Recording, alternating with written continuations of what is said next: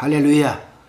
오늘도 우리는 믿음 안에서 나아갈 바를 알지 못하지만은 성령의 인도하심과 조명하심이 여러분들을 인도하실 줄로 믿습니다.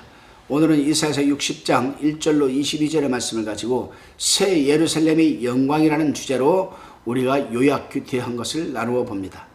하나님의 축복하시는 예비하심이 여러분과 오늘 함께 하시기를 바랍니다. 또 기원합니다. 하나님께서는 언제든지 우리에게 여호와 일의 하나님이 되시는 분은 아니겠습니까? 하나님은 우리에게 언제든지 부어주실 준비를 하고 계시는 것입니다. 그 부어주시는 축복을 받을 그릇을 만드는 것이 또한 우리가 하는 일입니다. 요즘 사회 경제가 어렵다고 보니까 로또 열풍이 불어서 너도 나도 로또를 산다고 합니다. 한마디로 인생 역전을 해보겠다는 것 아니겠습니까?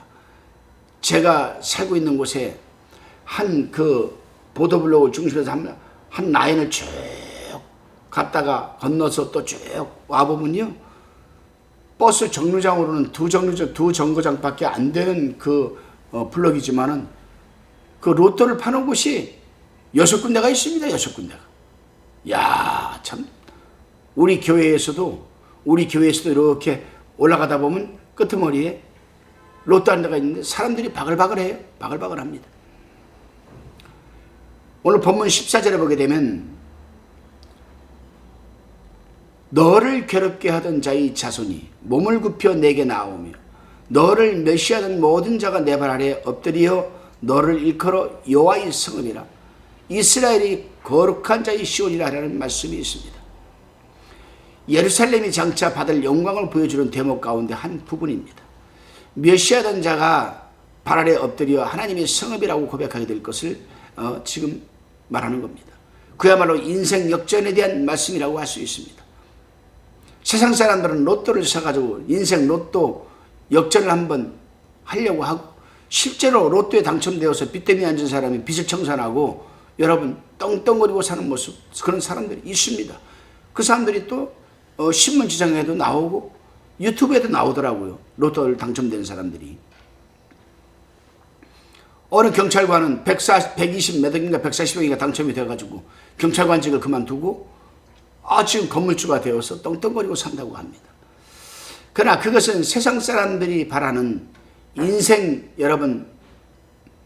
로또 역전을 말하지만은 그야말로 우리는 인생 역전에 대한 말씀을 우리는 찾아야 합니다. 통상적으로 인생 역전이라고 하면 고생하고 살다가 복권에 당첨되어서 큰 부자가 된 것을 말하지만 그것보다 더 의미 있는 삶은 기존의 모습에서 완전히 달라진 결과를 얻은 삶의 모습이 그것이 바로 로또 대박 아니라 말씀 대박이 아니겠냐 이 말씀. 아무 노력 없이 성취된 것이 아니라 수고와 열정에 따라 달라진 변화의 결과로 말할 수 있습니다. 하나님의 인도하심에 따라 달라진 것은 그야말로 인생 역전이라 할 수가 있는 것입니다.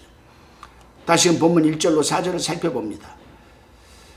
이사야 선지자는 하나님의 영광을 본 이방인들이 시온으로 몰려들게 될 것을 지금 예언하고 있습니다. 바빌론 포로 상태에서 시리와 좌절에 빠져있던 이스라엘 백성들에게 상상을 초월하는 찬란한 미래상을 지금 제시하면서 위로하고 있습니다. 그러면서 일어나라 빛을 발하라고 1절에서 지금 말하고 있습니다. 어두움이 땅을 덮을지라도 그들 위에 광명이 비추기를 옛날에 이스라엘에 취업할 때에 된 것과 똑같은 사실이 일어날 것이다. 그렇습니다, 여러분. 흩어진 유대인들보다 이방인들이 아들과 딸들로서 영접을 받게 될 것이라고 합니다. 어머니가 자식을 품에 안아서 애육하듯이 안기울 것이라고 합니다. 이러한 말씀으로 인하여 오늘날 우리도 구원받아 하나님의 아들, 딸들이 된 것 아니겠습니까? 다시금 5절로 9절을 살펴봅니다. 5절에 보게 되면 내 마음이 놀라고라고 얘기를 하고 있습니다. 이것은 흥분해서 뛰는 것을 뜻하는데 이는 바다의 풍부가 내게 돌아온다고 하였으니 해상상업의 번영으로 인한 놀람입니다. 허다한 약대들이 많은 상품들을 싣고 오며 미디안과 에바에서 스바로부터 금과 유향을 사기 위하여 모여드는데 구름같이 날아온다고 하였으니 많은 무역선의 여러분 왕래와 섬들이 하나님을 앙망함으로써 원방에서 그 자손들이 금, 은을 싣고 몰려오며 그 자손과 은금을 아울러 싣고 와서 하나님의 이름에 드려야 한다고 지금 강조하고 있습니다. 그렇습니다, 여러분. 이 예언의 말씀은 주님께서 재림하실 때에 비로소 성취될 것입니다. 그때 온 열방은 주님의 통치하에 온전히 부속될 것이고 또한 구원에 여러분 도달하게 될 것입니다. 이사야 선지자는 먼 미래에 성취될 세계 복음화의 비전을 마치 당장 성취될 일처럼 권고함으로써 고통 중에 있는 이스라엘을 위로하고 있습니다. 다시금 10절로 13절을 살펴보면은 이스라엘 백성들에게 큰 대적이 되었던 이방인들이 시온을 섬기는 것은 하나님께서 은혜를 베푸셨기 때문이라고 본문 10절에서 말하고 있습니다. 시온은 범죄함으로 하나님의 진노를 받아 열방이 침략을 당하게 되었습니다. 그 대적 중 바벨론은 최초로 예루살렘 성벽을 파괴하였습니다. 그 후 로마는 더욱 철저히 여러분 예루살렘 성벽을 파괴하고 말았습니다. 그런데 이사야 선지자는 이러한 불행이 반전이 되어서 이방인들이 도리어 성벽을 재건하고 시온을 섬겨야 된다고 지금 예언을 하고 있는 것입니다. 그 과정에서 온갖 제목, 잣나무, 소나무, 황양목 등이 동원되고 성전이 거룩하고 아름답게 세워질 것이라고 지금 예언하고 있습니다. 그런데 이 예언의 말씀대로 여러분 이 고레스 왕이 두 번째 성전을 건축하는 일에 제목을 공급하여 도와주어서 또한 이 말씀이 성취되었습니다.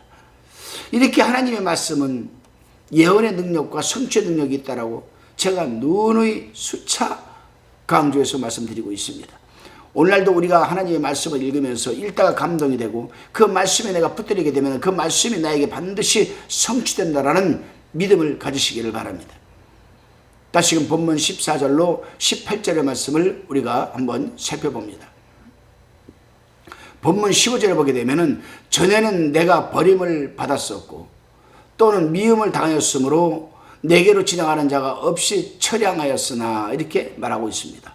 15절에 내가 열방의 젖을 빨며라고 또 합니다. 이것은 도움을 받는 자리에서 도움을 주는 자리로 바뀌는 것을 지금 의미하는 것입니다. 포로 상태에 처해 있는 이 미래적 시온의 영광을 지금 말하고 있는 겁니다. 그렇습니다, 여러분.